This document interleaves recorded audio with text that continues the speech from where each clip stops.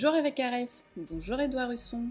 Édouard, vous êtes historien, directeur de la rédaction du Courrier des stratèges. Hervé, vous êtes expert en communication de crise, breveté de l'école de guerre, ex-officier de l'armée de terre.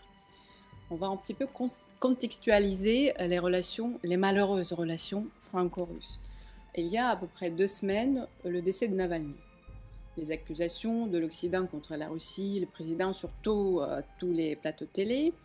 De l'autre côté, donc sur le front, la Russie prend Avdiivka, Macron et Zelensky à Paris signent l'accord entre l'Ukraine, l'Allemagne et la France. Et il y a quelques jours, Emmanuel Macron s'apprête à envoyer les troupes au sol en Ukraine.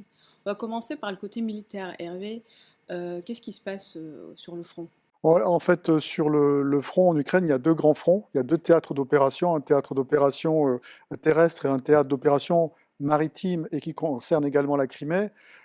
Sur le front terrestre, sur le théâtre terrestre, il y a une poussée générale des forces russes qui sont en train de réaligner le front. En fait, il y avait des saillants. Sur ce front, il y a toujours des saillants. Seversky, Advitka, Robotine. Donc ces saillants vont être réduits de manière très probablement à réaligner le front et créer des lignes de débouché. Donc c'est un terme militaire, les lignes de débouché, pour après les élections présidentielles en Russie, et dès que les sols le permettront, peut-être pour chercher à avoir des avancées opératives, dont des avancées qui seront de portée supérieure à tous les combats qui ont lieu actuellement, dans le but peut-être de reconquérir, bon, à mon avis c'est l'objectif à minima des forces russes, reconquérir les oblasts qui ont été annexés.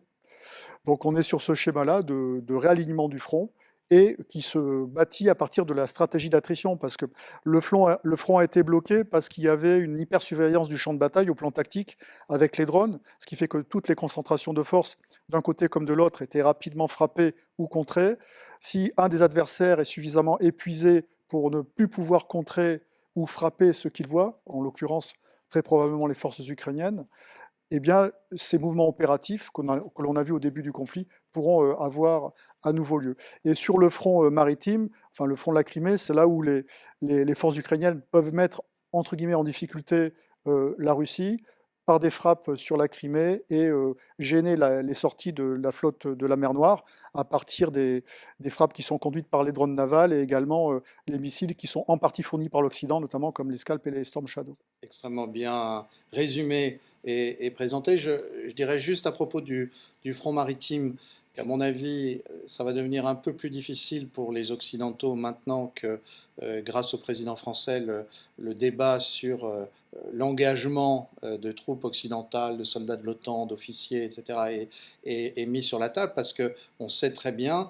que ce sont des conseillers, des militaires britanniques en particulier, qui ont aidé les Ukrainiens dans toute cette guerre navale. La vérité, c'est que tout le monde le sait, les Russes le savent, et c'est un secret de polichinelle quand on est dans les milieux informés. Mais là, c'est posé sur la table. Et donc, ça va devenir beaucoup plus compliqué pour les Occidentaux de continuer à aider. Alors, il y a autre chose, ça, je ne sais pas si ça joue sur le plan maritime, mais en tout cas pour les opérations terrestres, certainement. Visiblement, les Russes, depuis quelques semaines, arrivent à anticiper les informations, les conséquences des informations fournies par Starlink. Ils ont réussi à intercepter un certain nombre de messages, et donc ça devient plus difficile pour les Ukrainiens de pouvoir frapper quand ils ont des informations exactes. Quelles sont les informations sur les pertes en Ukraine et en Russie? Parce que récemment, Zelensky a dit qu'il y avait 30 000 personnes décédées, mais les chiffres sont complètement variés en fonction des sources. Quelles sources, quels sont les chiffres? C'est un sujet en fait qui est important pour les deux belligérants. C'est important évidemment pour l'Ukraine, puisque c'est un sujet qui pose question au sein de la société ukrainienne, qui est en situation de guerre totale, et on voit très bien que le processus de recrutement dans les villes ukrainiennes est rejeté en grande partie.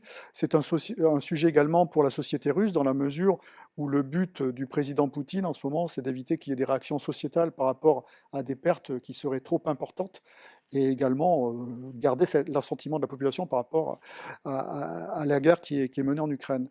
Alors, concernant les sources, Pour les pertes ukrainiennes, c'est compliqué, puisqu'elles ne sont jamais détaillées. Par contre, il y a quelques informations qui peuvent nous donner des indications. Il y a quelques mois, il y a un opérateur ukrainien qui avait lancé, un opérateur téléphonique ukrainien qui avait lancé un message à tous les héros qui ne répondraient pas, et 400 000 héros n'avaient pas répondu. Donc ça laisse supposer qu'il y avait 400 000 soldats qui n'étaient pas en capacité de répondre, ukrainiens, qu'ils soient morts ou qu'ils soient prisonniers d'ailleurs, en tout cas on est sur cet ordre d'idée. Ensuite il y a un élément quand même qui est assez frappant, c'est lorsque le général Jalouzny à plusieurs reprises a demandé une mobilisation de l'ordre de 400-500 000 personnes. Ça peut donner une idée des pertes ukrainiennes, je ne dis pas uniquement des morts, mais des soldats qui sont dans l'incapacité de revenir au front en fait, parce qu'ils sont gravement blessés ou décédés. Concernant les pertes russes, il y a quand même un média qui est très intéressant à suivre, c'est Mediazona, qui est un média de l'opposition russe qui travaille pour la BBC et qui évalue en gros à 45 000 morts avérés et certifiés, puisqu'ils suivent les réseaux sociaux et tous les avis de décès en Russie, de pertes russes depuis le début de l'opération spéciale. Alors même s'il y a un petit delta, peut-être de 10 000 ou quelques milliers, on est sur un ordre d'idée qui est quand même pas neutre, hein, puisque de mémoire, les 10 ans de guerre en Afghanistan, on était à peu près sur 45 000 morts également. Alors juste un complément pour les pertes ukrainiennes. On a des points de repère. Bon, ce qu'a dit Zelensky, c'est de la propagande, hein. Il faudrait ajouter un zéro. Il a dit 31 000. S'il avait dit 310 000, il aurait été plus proche de la réalité. Pourquoi est-ce qu'on peut s'avancer très prudemment là-dessus? Parce que on avait eu un journal turc qui, en janvier 2023, avait publié des chiffres établis par le Mossad. À l'époque, on était à 150 000 tués du côté ukrainien, d'après cette estimation-là. Et c'est important parce qu'à l'époque, il y avait des fortes pressions sur le gouvernement israélien pour qu'il entre dans la coalition pro-ukrainienne. Et il y avait eu cette fuite précisément pour donner des arguments à ceux qui ne le souhaitaient pas, qui souhaitaient rester à équidistance. Ensuite, on a fait des calculs à partir de différentes données sur la Bakhmout et puis la contre-offensive, qui tendraient à penser que le chiffre a été doublé en termes de nombre de morts. On va peut-être plus loin. Il y a des drones aussi qui ont servi, qui ont fait des photographies des cimetières en Ukraine. À chaque fois, on arrive à un chiffre qui, en termes de tués, serait supérieur à 300 000. C'est gigantesque. Si on se fonde sur les chiffres de Mediazona, ça veut dire qu'il y a un rapport de 1 à 5, 1 à 6. Bon, ça peut correspondre à ce qu'on sait sur le différentiel d'artillerie entre les deux armées, qui est à peu près le même en termes de munitions tirées. Ça correspond aussi au fait, alors il y a une caractéristique des pertes ukrainiennes, c'est qu'il y a un ratio tués-blessés qui ne correspond pas à ce qu'on peut connaître ailleurs. Je me tourne vers le spécialiste, mais souvent on dit pour 3 blessés graves, il y a un tué. C'est sur les champs de bataille modernes. Et là, on est à 1 pour 1,5, d'après la plupart des estimations, ce qui vient d'une grave déficience de l'armée ukrainienne en termes de logistique pour évacuer les blessés du champ de bataille. Voilà, moi, ce que je sais, ce que j'ai compris. En tout cas, c'est dramatique pour l'Ukraine, hein, il faut insister là-dessus. Et je dois dire que je suis quotidiennement révolté par la légèreté des dirigeants européens, sans parler des Américains, qui envoient sur le front des Ukrainiens, des hommes ukrainiens en âge de combattre, dont on sait qu'ils ont peu de chances d'en revenir. Je pense que même les dirigeants de la guerre de 14 avaient plus de scrupules pour envoyer leurs soldats sur le front. Ce sont pas leurs soldats, justement. C'est peut-être ça. Enfin, on nous explique que que c'est une cause commune et que c'est la démocratie qui est défendue avec notre argent par les soldats ukrainiens. Ayant signé les accords de sécurité avec l'Ukraine, la France devient-elle une partie co-belligérante de ce conflit en Ukraine, de cette guerre? Alors, je commence. De toute façon, ne nous faisons pas d'illusions. Ça fait longtemps qu'Emmanuel Macron, qui avait au départ semblé tenir une certaine équidistance et il avait essayé de jouer un rôle de médiation, qu'il a basculé du côté de ceux qui soutiennent l'effort de guerre ukrainien. Et ça, les Russes le savent. Comme en plus Emmanuel Macron a commis une gaffe diplomatique majeure en laissant montrer à la télévision française des images d'un entretien confidentiel qu'il avait eu avec Vladimir Poutine, de toute façon, la France est condamnée soit au silence, soit à essayer de faire de la surenchère avec les autres pays de l'OTAN. Ensuite, on est dans une situation d'une grande hypocrisie. On parle de co-belligérance, on parle de soutien, mais qu'on va maîtriser l'escalade. Tout ça me paraît assez désastreux. Personnellement, j'ai toujours défendu l'idée que les pays de l'Union européenne auraient dû garder une neutralité et être prêts à servir de médiateur. Malheureusement, ça n'a pas été le cas. Et la France s'avance effectivement vers une ligne rouge apparente. Moi, je fais partie de ceux qui mesurent certes l'impact terrible des déclarations d'Emmanuel Macron lundi sur envoyer des troupes au sol en termes de prestige pour la France. En revanche, soyons sérieux, soit on rentre dans la logique du chef d'une puissance nucléaire qui menace le chef d'une autre puissance nucléaire. Je ne suis pas sûr que les Russes veuillent entrer là-dedans pour l'instant. Soit on est dans une situation où on fait des déclarations tonitruantes tout en sachant que la France actuellement n'a pas les moyens militaires d'un affrontement. Donc je ne crois pas que ça ira très loin au-delà des déclarations. Quand on regarde le contenu de ces accords bilatéraux qui ont été signés par la Grande-Bretagne, par l'Allemagne, et que d'autres pays européens doivent les signer, c'est une forme de succès d'année par rapport au fait que l'intégration à l'OTAN, l'espoir que l'Ukraine rejoigne l'OTAN a été déçu lors de la dernière réunion de l'OTAN. Et quand on regarde le contenu, on va dire opérationnel de ces accords, il n'apporte rien de plus par rapport à ce qui est déjà fait par la France ou d'autres pays. Je dis bien le contenu. Maintenant, sur le plan de la légalité de ces accords, il y a énormément de questions qui se posent en interne maintenant en France, qui sont discutées, notamment par Jean-Pierre Chevènement, Hubert Védrine, et dernièrement un sénateur qui a posé la question de la constitutionnalité de ces accords, et des accords qui méritent de toute façon un débat au Parlement. Ouais, justement, vous parlez de Jean-Pierre Chevènement. Hier, il a donné une interview au Figaro. Il y a un petit extrait sur son compte Twitter, X. Il faut que notre président se souvienne que la dissuasion ne peut être mise en œuvre que par la défense des intérêts vitaux de la France.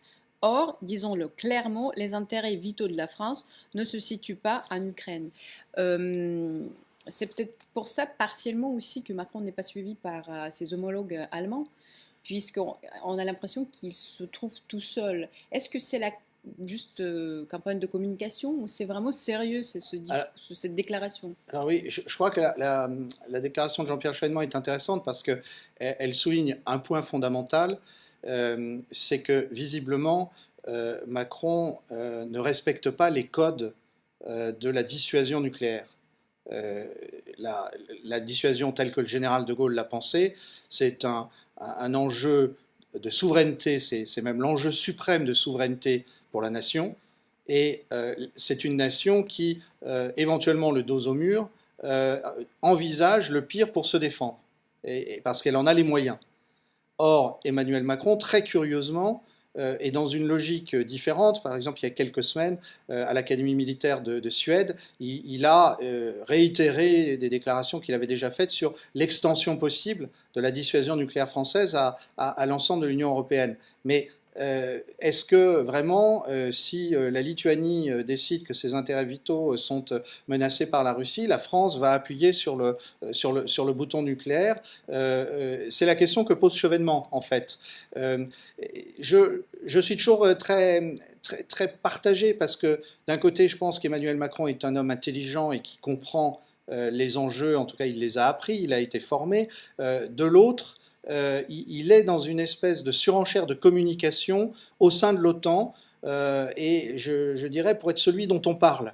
Alors, si on finit sur les relations franco-allemandes, euh, il y a beaucoup à dire sur la détérioration des relations franco-allemandes, et ça n'est pas toujours du fait de la France ces 10 dernières années. Hein. Pensons à la manière dont Mme Merkel, sans prévenir les Français, a décidé de sortir unilatéralement de l'industrie nucléaire civile. Ça a beaucoup cassé les relations franco-allemandes depuis une dizaine d'années, c'est un exemple. Mais là, la désinvolture avec laquelle Emmanuel Macron tient sa conférence de presse, visiblement sans avoir informé son principal partenaire, puisque l'Allemagne est, qu'on le veuille ou non, notre principal partenaire, qu'il allait faire une déclaration sur un point qui visiblement ne faisait pas consensus avant et fait encore moins consensus après, c'est pas bien. C'est pas bien parce que ça met de l'huile sur le feu, ça brise la confiance, et puis aujourd'hui, on aurait plutôt intérêt à être un peu solidaire et à élaborer une position européenne commune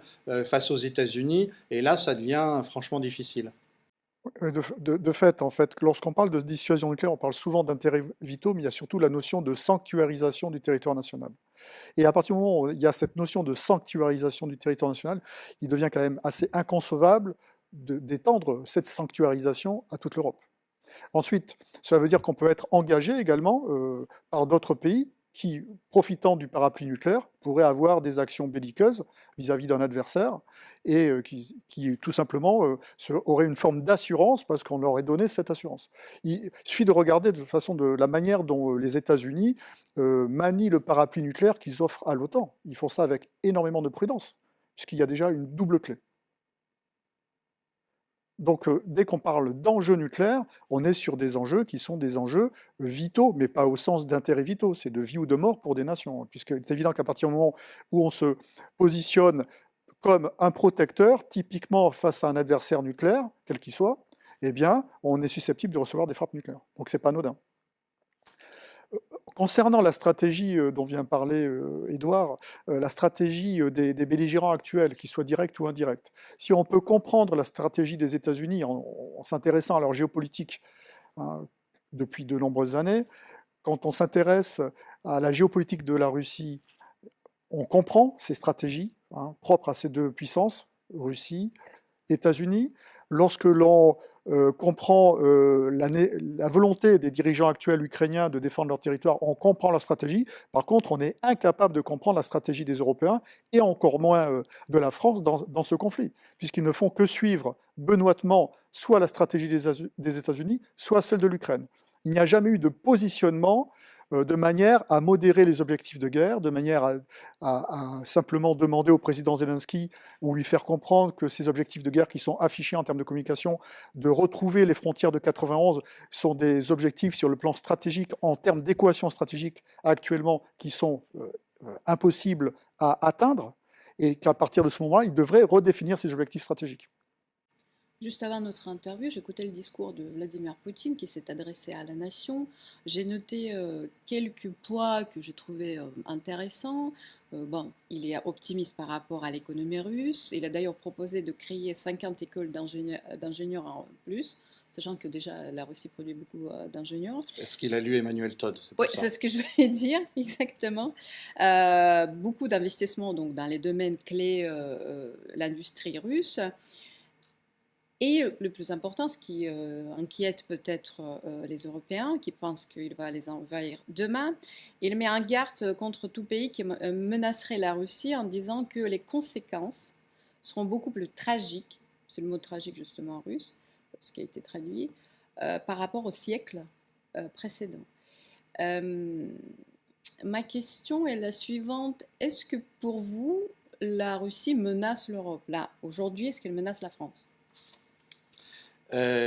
Non, si je réponds pour moi, non, la Russie ne menace pas la France, au sens où on n'a vu aucune revendication russe concernant la France à propos de la guerre en Ukraine, appelée par les Russes opération militaire spéciale. Si la France était restée en dehors du conflit, même comme belligérant indirect, la France aurait pu jouer un rôle de médiatrice, par exemple, aurait pu recevoir comme le général de Gaulle avait fait par exemple en 68 pour la guerre du Vietnam, aurait pu recevoir les parties belligérantes, ou encore avant de nous engager trop en 99 sur le Kosovo, enfin à Rambouillet on avait accueilli une conférence de paix qui a mal tourné, mais donc non, on ne voit pas. En plus, nous avions des relations économiques développées avec la Russie. Il y a des relations historiques. Nous devons aux Russes de nous avoir aidé à tenir le front en 1914 pendant qu'eux fixaient une partie de l'armée allemande. Nous leur devons le fait qu'ils ont abattu la puissance militaire nazie. Ils sont les seuls à l'avoir fait. Autant les Américains ont abattu la puissance militaire japonaise, autant la puissance militaire allemande, ce sont les soviétiques qui l'ont fait, et en particulier les Russes.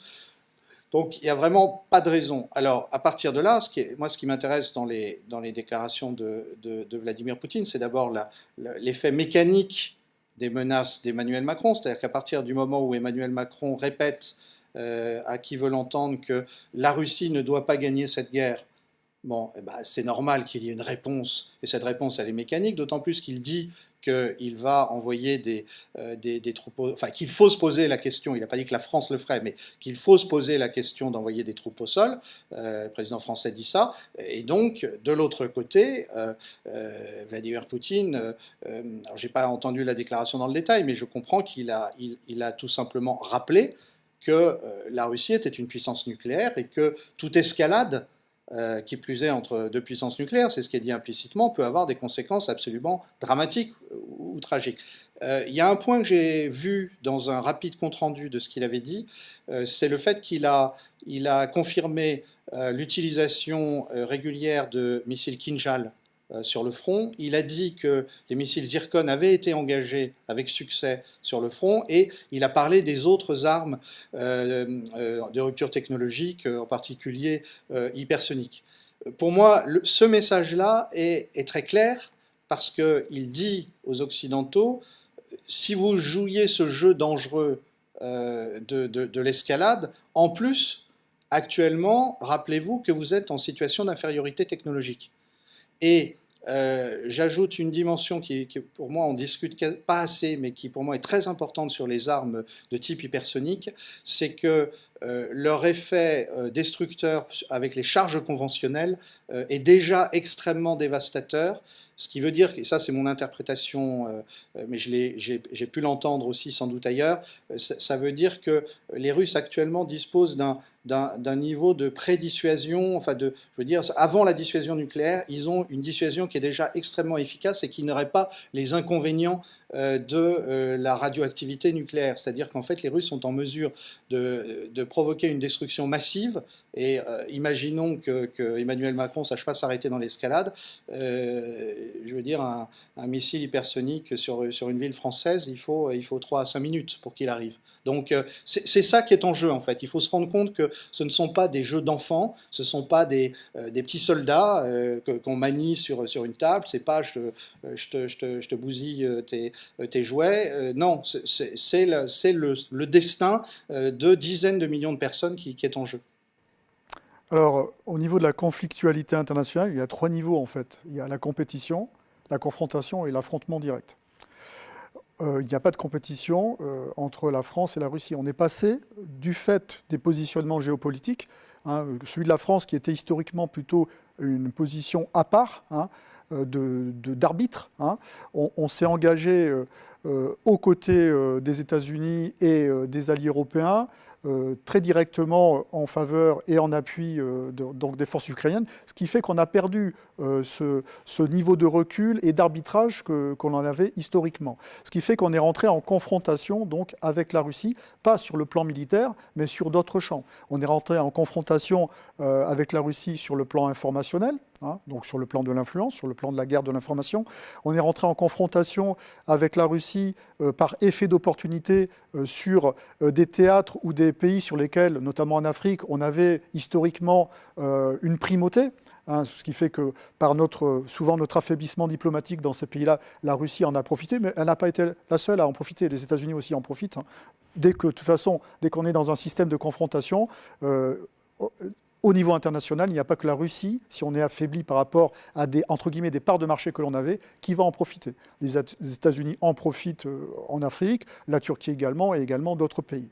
Donc ce système de confrontation, il est patent maintenant. Hein. Est-ce qu'on risque d'aller plus loin vers un affrontement militaire? Moi, j'y crois assez peu, puisque je pense que vraiment les États-Unis qui sont à la poignée d'éventail de tout ce qui se passe, et on est vraiment sur un affrontement de puissance en Ukraine entre les États-Unis et la Russie, vont tout faire pour éviter qu'il y ait une bascule vers un affrontement dans lequel ils seraient, par effet d'alliance et de l'OTAN, engagés directement.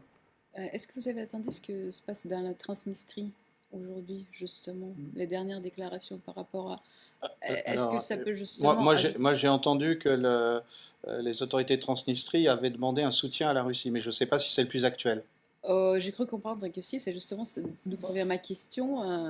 Qu'est-ce qu'on peut attendre de ça? Sur le plan opérationnel, il y a à peu près 1500 troupes russes hein, qui sont en Transnistrie et qui sont vraiment isolées. Je n'ose même pas imaginer dans quel état logistique ils doivent se trouver en ce moment, hein, sur le plan du soutien général, hein, que ce soit entre l'armement, les munitions et même la vie quotidienne, parce qu'ils sont complètement coupés en fait.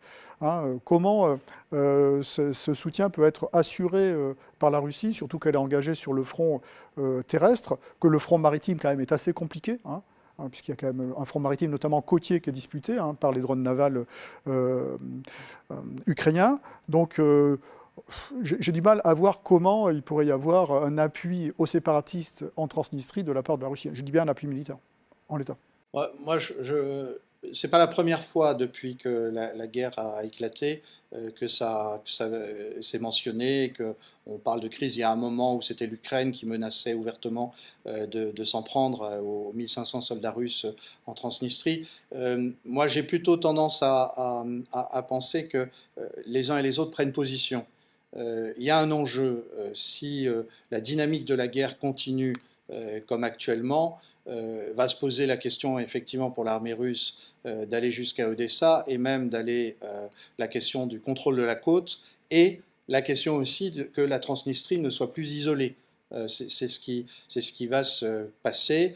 Et d'une certaine manière, actuellement, parce que je continue à penser que la diplomatie russe est prudente et que les acquisitions territoriales seront peut-être plus limitées que ce que certains s'imaginent, je pense que ce n'est pas l'intérêt des Ukrainiens de lancer une crise maintenant, parce que, alors là, pour le coup, il serait sûr qu'au-delà d'Odessa, l'armée russe irait jusqu'en Transnistrie et s'installerait complètement sur l'ensemble de la côte. Ce n'est pas l'intérêt de l'Ukraine de perdre tout accès à la côte.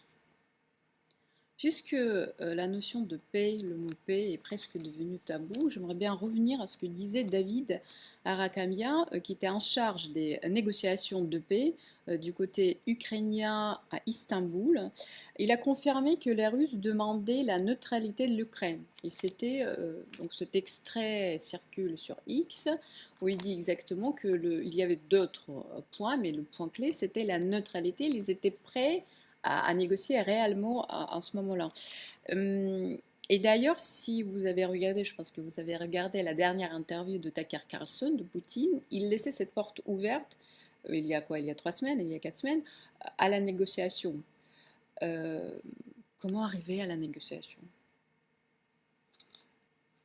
Alors, si on revient d'abord sur ce qui s'est passé au moment des négociations d'Istanbul, moi, je vais donner une interprétation qui est très personnelle des débuts de la guerre, qui n'est pas celle qu'on donne actuellement. Moi, j'ai toujours pensé, en m'appuyant sur certaines analyses militaires, en particulier celle de Scott Ritter, que les Russes avaient fait plus une feinte vers Kiev que véritablement ils avaient voulu prendre la ville. Ils étaient à 1 contre 3, ça n'aurait pas été sérieux d'essayer de la prendre comme ça. C'était pour faire pression sur les Ukrainiens, et si on regarde bien ce qui se passe à l'époque, il y a effectivement beaucoup de brouhaha, on nous montre sur les réseaux sociaux du matériel russe détruit. En fait, on voit malgré tout que les négociations commencent très vite. Il y a des négociations avant même la mi-mars, avant même celle d'Istanbul. Il y a des rencontres entre une délégation russe et une délégation ukrainienne. Et il y a une volonté vraisemblablement au départ d'une partie de la direction ukrainienne de négocier avec les Russes. Et par ailleurs, on est étonné quand on regarde le contenu de ce qui a été discuté à Istanbul, de voir qu'il n'y avait pas de demande d'acquisition territoriale massive de la part des Russes. C'était effectivement, la Russie exigeait la neutralité, l'engagement à ne pas être dans l'OTAN. C'était ça qui était premier.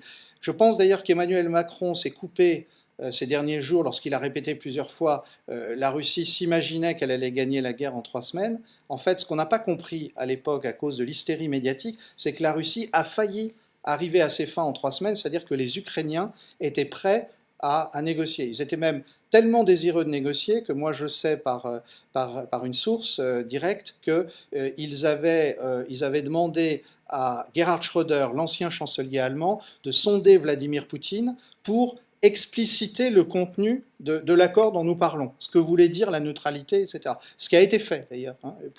Schröder a rencontré Poutine et, d'après ce que j'ai compris, Schröder était même pas loin d'Istanbul au moment de la négociation.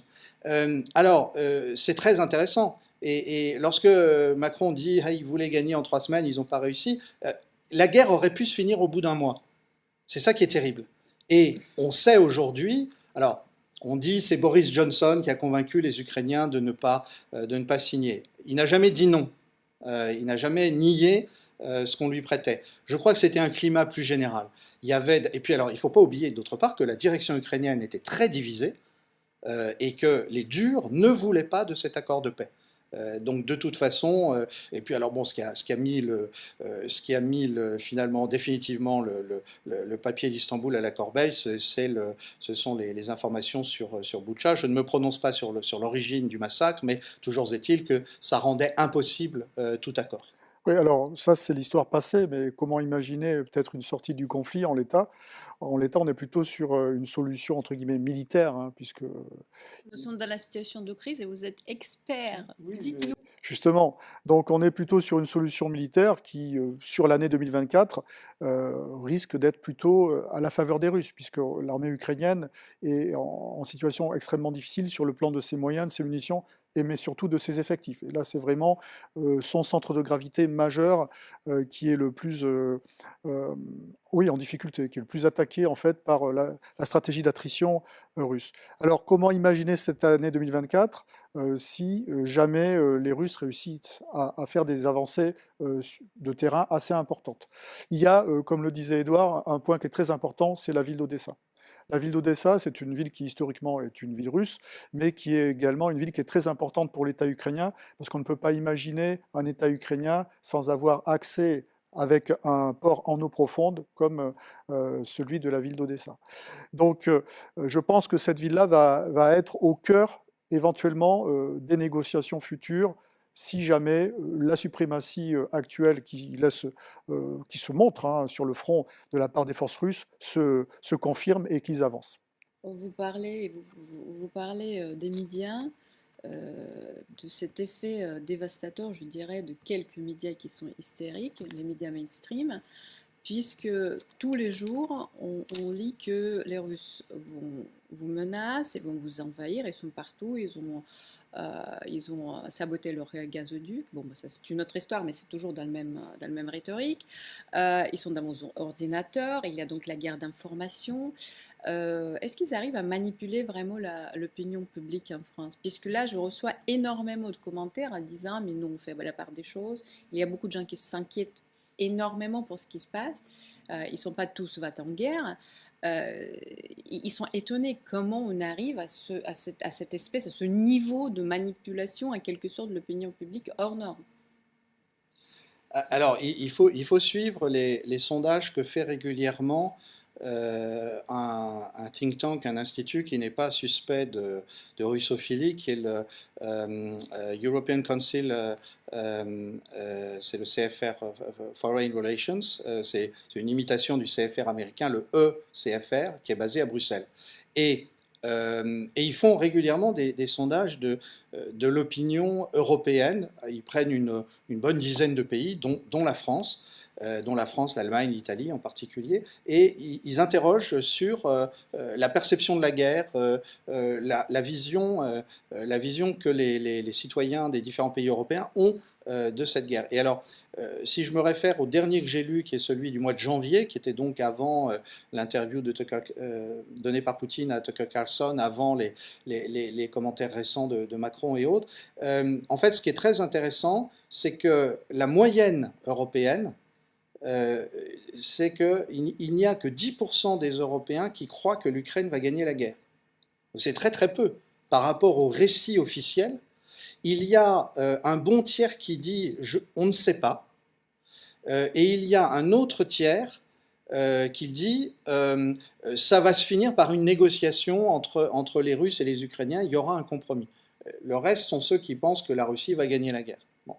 Alors, c'est intéressant en fait de voir ça, parce que ça montre d'abord une grande imperméabilité au discours médiatique dominant dont nous parlions, et puis surtout ça révèle le décalage très puissant entre les dirigeants et leur population. C'est-à-dire que la perception de la guerre n'est pas du tout celle qui est discutée ou celle que, par exemple, Emmanuel Macron a portée aussi bien à la sortie du Salon de l'Agriculture qu'à la sortie de la conférence de soutien à l'Ukraine. Et là, on a un vrai sujet, effectivement, qui est aussi pour l'avenir de nos démocraties. Comment se fait-il que la position majoritaire n'est pas respectée par nos dirigeants qui développent un discours qui peut être orthogonal par rapport à ce que les gens pensent et perçoivent. Alors maintenant, je pense que les gens, depuis, c'est très paradoxal, hein, depuis la période du Covid,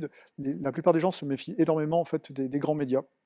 Et il y a plein de médias alternatifs qui se sont développés, notamment dans ce qu'on appelle l'infosphère, et que les gens maintenant, bien sûr, ils vont écouter les chaînes LCI, BFM, CNews ou d'autres chaînes, mais ils vont aller chercher une information alternative dans des médias alternatifs, des chaînes de télé alternatives, des blogueurs. Les gens cherchent à s'informer, hein, et je pense que la plupart des gens sont capables, comme le disait très bien Édouard, de faire la part des choses et de se faire eux-mêmes leur propre opinion, et d'une certaine manière avec beaucoup de bon sens.